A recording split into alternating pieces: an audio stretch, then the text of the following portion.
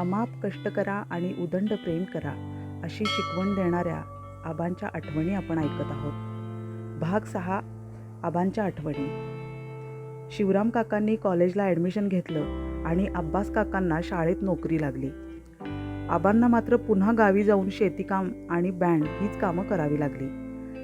6 डिसेंबर 1956ला वर्तमानपत्रातून एक दुःखद घटना सर्वांना ऐकायला मिळाली आणि ती म्हणजे आमचे कैवारी डॉक्टर बाबासाहेब आंबेडकर यांचे महापरिनिर्वाण. संपूर्ण गाव दुःखसागरात बुडाले. खरं तर अंधाराकडून प्रकाशाकडे घेऊन जाणाऱ्या डॉक्टर बाबासाहेबांच्या जाण्याने पुन्हा अंधकारमय जीवन वाटायला येते की काय अशी एक भीती लोकांच्या मनात निर्माण झाली होती. त्या दिवशी सायंकाळी शाहू मंदिरामध्ये समाजाची मीटिंग बोलावण्यात आली. 2 प्रतिनिधी डॉक्टर बाबासाहेबांच्या रक्षा विसर्जनासाठी पाठवण्याचा निर्णय झाला.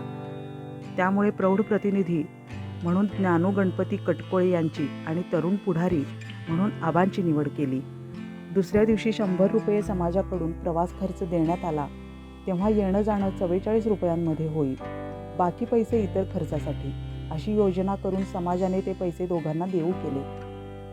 जेव्हा ते मुंबईमध्ये पोहोचले तेव्हा मुंबई माणसांनी अगदी गजबजून गेली होती. चहूकडे रडण्याचा आणि हुंदक्यांचा आवाज घुमत होता. कोणीच कोणाचं सांत्वन करू शकत नव्हतं. त्यामुळे कोसळलेल्या दुःखाचा डोंगर पेलणं सर्वांना जड जात होतं. दुःखी अंतकरणाने मुंबईच्या दादर चौपाटीवर प्रत्येकाचं पाऊल जणू काही रुतून बसलं होतं. आबांचे 4 नंबरचे भाऊ, ज्यांनी बोर्डिंगमध्ये असताना 10वीमध्ये शाळा सोडली होती, ते तातोबांना मुंबईमध्ये रोजगार मिळवण्यासाठी माझ्या चुलत काकांच्याकडे गेले होते. आबा चौपाटीवर असतानाच अचानक तातोबांनांची भेट झाली. बोर्डिंगमध्ये एका ताटात जेवणारे भाऊ परिस्थितीमुळे दुरावले गेले होते. एका डोळ्यात आसू तर दुसऱ्या डोळ्यात हसू अशी नक्कीच दोघा भावांची अवस्था झाली असणार. अजूनही अण्णांना नोकरी नव्हतीच, पण ते रेल्वेत बिगारी काम करत होते. दोघांनाही सोबत घरी घेऊन जाण्याची तयारी अण्णांनी दर्शवली, पण कटकोळे आजोबांनी त्यांच्याकडे जाण्यास नकार दिला आणि समाजाने दिलेल्या वर्गणीतले निम्मे पैसे त्यांनी आबांकडून मागितले. त्यावेळी बाहेरून आलेल्या लोकांची सोय श्री प्र. के. अत्रे यांनी मराठा प्रेसमध्ये केली होती. त्यामुळे ते तिकडे गेले आणि आबा अण्णांसोबत यशवंत तात्यांच्या घरी. आबा जाण्याआधी कटकोळे आजोबा हेर्ले गावी पोहोचले, पण रक्षा विसर्जनानंतर आबा मुंबई पाहण्यासाठी थांबलेत असं त्यांनी समाजातील लोकांना सांगितल्यामुळे आबांबद्दल लोकांमध्ये गैरसमज निर्माण झाला. त्या उलट आबांनी आपली समाजाने दिलेल्या पैशाची वाटणी ही कटकोळे आजोबांना दिली होती. भाऊ भेटल्याने आपली काहीतरी सोय होईल असं आबांना वाटलं होतं, पण तातोबांना आणि यशवंत तात्या हेच मुळात दुसऱ्याकडे पेईंग गेस्ट म्हणून राहत होते. शिवाय अण्णा काम करत होते, पण पगार नव्हता. त्यामुळे खरं तर आबांचा मुंबईमधला मुक्काम वाढला होता. डॉक्टर बाबासाहेबांचा देह सिल्वरच्या पत्र्यावर ठेवून वाळूच्या उंच टेकडीवर ठेवून दहन केले होते. त्यामुळे रक्षेचा कणही बाहेर पडत नव्हता. शिवाय पोलिसांचा कडक बंदोबस्त होता. त्यामुळे बाबासाहेबांची रक्षा गावी घेऊन जाण्याची इच्छा काही पूर्ण होईल असं आबांना वाटेनासं झालं. पण आबा सहजासहजी रिकाम्या हाताने येणार नव्हतेच. त्यामुळे अनुकूल परिस्थिती निर्माण होईपर्यंत कितीतरी चक्र आबा तिथून मारत राहिले. शेवटी जवळ जाऊन कोळशाचे तुकडे आणि डॉक्टर बाबासाहेबांच्या देहाला स्पर्श झालेली फुले आबांनी गोळा केली आणि ती त्यांची रक्षा गावी घेऊन आले आणि लोकांच्या दर्शनासाठी शाहू मंदिरात कित्येक वर्ष ठेवली. अलीकडच्या 14-15 वर्षाच्या मागे आबांच्या अध्यक्षतेखाली हेर्ले गावी डॉक्टर बाबासाहेबांच्या पुतळ्याचे काम जेव्हा सुरू केले, तेव्हा पुतळ्याच्या पायथ्याशी ती रक्षा घालून चबुतरा तयार केला. डॉक्टर बाबासाहेब आंबेडकरांचा पुतळा हेर्ले गावी उभा करण्याचे आबांचे स्वप्न पूर्ण झाले. मुंबईला रक्षा विसर्जनाला जाऊन आल्यावर शिक्षण अर्धवट सोडून शेतात जर आपण रोजगार करत असू, तर डॉक्टर बाबासाहेबांनी आपल्याला मिळवून दिलेल्या हक्कांचा उपयोग तो काय आपण करतोय असा प्रश्न आबांना भेडसावत राहिला. म्हणून आता पुन्हा इंग्रजी विषय घेऊन परीक्षा देण्याचा निर्धार आबांनी केला आणि कोल्हापूर गाठलं. कोल्हापूरला येण्याआधी मोठ्या दादांच्या कानावर ही गोष्ट घालावी म्हणून आबा बोलले, दादा, पुढं शिक्षण घेण्यासाठी मी कोल्हापूरला परत जावं म्हणतोय. आबांना प्रत्येक वेळा शिक्षणासाठी अडथळे पार करावे लागत होते. त्यामुळे दादांनाही आता हे शिक्षण घेऊन काहीतरी करेल अशी आशा उरली नसावी. त्यामुळे ते जरा नाराजगीच्या स्वरातच म्हणाले, हे बघा, तुम्ही कुठेही जाऊ शकता.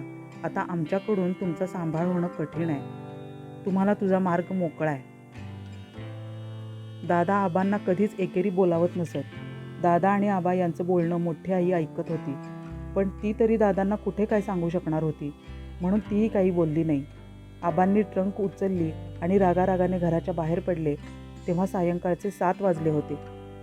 इतक्या उशिरा घरातून बाहेर पडू नका किंवा काहीतरी खाऊन बाहेर पडा असा कोणताच अटकाव मोठ्या आईने केला नाही याचं आबांना वाईट वाटलं. भ्रमिष्ठासारखं आबा चालत सुटले. खरं तर रागाच्या भरात माणूस एखादं कृत्य करत असेल तर त्याला कशाचीच भ्रांत राहत नाही. तसं आबांनी हेरले ते कोल्हापूर हे अंतर डोक्यावर ट्रंक घेऊन 2 तासात पूर्ण केलं आणि रात्री 9 वाजता कावळा नाका इथं येऊन थांबले. रागाच्या भरात बाहेर पडलेल्या आबांनी कुठं जायचं कुठं राहायचं याचा विचारच केला नव्हता. 2 तासाचे अंतर कापेपर्यंत त्यांचा राग आता बराच शांत झाला होता आणि म्हणून आता पुढच्या संकटांची चाहूल त्यांना लागली. तेव्हा मात्र विचार करत करत रडायला लागले. आबांनी आईला तर पाहिलेच नव्हते, त्यामुळे वडिलांच्या आठवणीने व्याकुळ झाले. आता सारखी लोकांची वर्दळ निश्चितच तेव्हा नव्हती, त्यामुळे जाणाऱ्या येणाऱ्यापैकी का रडतोस बाळ असं म्हणणारं सुद्धा कोण भेटलं नाही आबांना. अनेक पर्याय आबांच्या डोक्यात आले. माझी एक अनुसया यशवंत कांबळे नावाची आत्या जुन्या बुधवार पेठेत दिली होती, तिच्याकडे जावं असं त्यांना वाटलं, पण बहीण आपली मेहुणे या विचारांनी तो पर्याय मोडीच निघाला. दुसरा पर्याय म्हणजे आबांचे चुलत चुलते राजाराम कॉलेजमध्ये शिपाई म्हणून काम पाहत होते, त्यांच्याकडे तर जाऊ असा विचार मनात आला. पण आसुपती नावाची त्यांची चुलती एकदम कडक, तिच्या आवाजातच तिचा दरारा सर्वांना जाणवायचा. तिनं पण नाही ठेवून घेतलं तर या विचाराने हाही पर्याय मोडीच निघाला. मोठ्या दादांचे मित्र पोलीस बँडमध्ये होते. बँड कंपनीमुळे ते नेहमी गावी येत असत. आजोबा असताना तर ते सहपरिवार येत असत. श्री महम्मद हाजीफ असं त्यांचं नाव होतं. त्यांना 2 मुलं आणि 2 मुली. एकदा ते गावी आले असता आबांना बोलले होते, शिक्षणासाठी भविष्यात कोल्हापूरला येणार असशील तर नक्की माझ्याकडे ये, मी सोय करीन तुझ्या शिक्षणाची.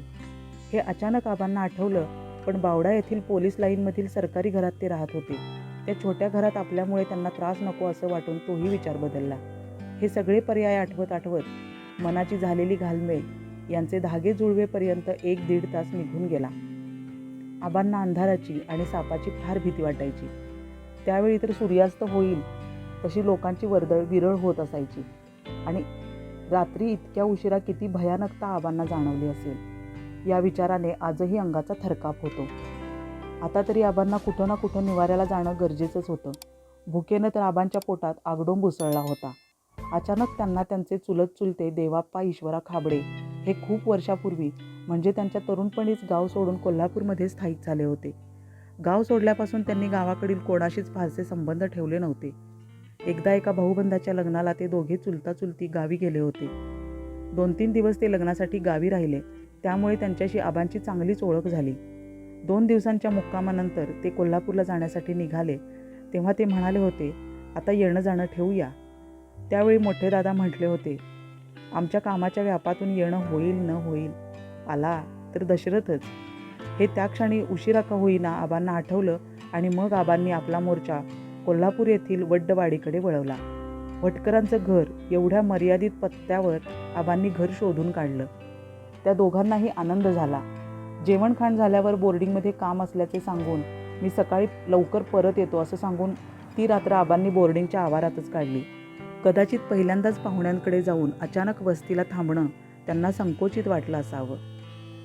सकाळी लवकर आजोबा देसाई यांच्या वखारीत लाकडं फोडण्यासाठी जात असत आणि आजी गवंड्याच्या हाताखाली मजुरीसाठी. दुपारच्या वेळी जेवणं झाली.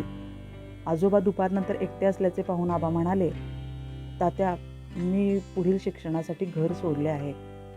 शिक्षणासाठी? होय, मला परत इंग्रजी विषय घेऊन परीक्षा द्यायची आहे. दादांनी माझी जबाबदारी नाकारली. शिवाय मी आता बोर्डिंगमध्येही नाही राहू शकत. आजोबांनी क्षणार्धात कृतीतून होकार दिला. ते आबांना म्हणाले, हे 8 आणे घे आणि संध्याकाळी सिनेमा बघून परत ये. कदाचित आजोबांना जरी काही हरकत नसली तरी आजीशी चर्चा करणं त्यांना गरजेचं वाटलं असावं. मग मात्र आजीच आबांना म्हणाली, आमच्याकडे राहून जर तुझं शिक्षण पूर्ण होणार असेल तर आमची काहीच हरकत नाही. आबांच्या शिक्षणाला आता खरी गती येणार होती. 2-4 महिने निघून गेले तरी गावाकडील कोणीच आबांची चौकशी केली नव्हती. कुठे गेले असतील, कुठं खात पीत असतील, काही नाही. आबांनी आता या सगळ्या गोष्टींचा विचार करणं सोडून दिलं आणि अभ्यासाच्या मागे लागले.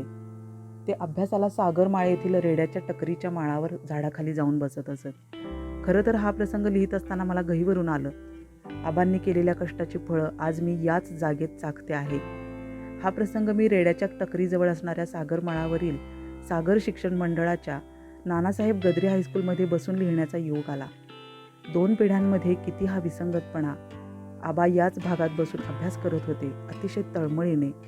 आणि मी कोविडचा काळ कधी संपेल आणि मुलांचा अभ्यास सुरू करेन या तळमळीने, या आवारातच विद्यार्थ्यांच्या प्रतीक्षेत आहे. कदाचित या माझ्या शाळेतल्या परिसरात असणाऱ्याच एखाद्या भल्या मोठ्या झाडाखाली बसूनच आबांनी शिक्षणाचे धडे गिरवले असतील. काही वेळा निसर्गाच्या सान्निध्यात म्हणून त्याच झाडाखाली मीही ज्ञानार्जनाचं काम केलं असेल. आम्हाला खात्री आहे हा भागही तुम्हाला नक्की आवडला असेल. कथाविश्व चॅनेल सबस्क्राईब करा, लाईक करा, शेअर करा. पुढील भागांच्या नोटिफिकेशनसाठी बेल आयकॉन प्रेस करा, म्हणजे सर्वात आधी ते तुम्हाला ऐकता येतील. धन्यवाद.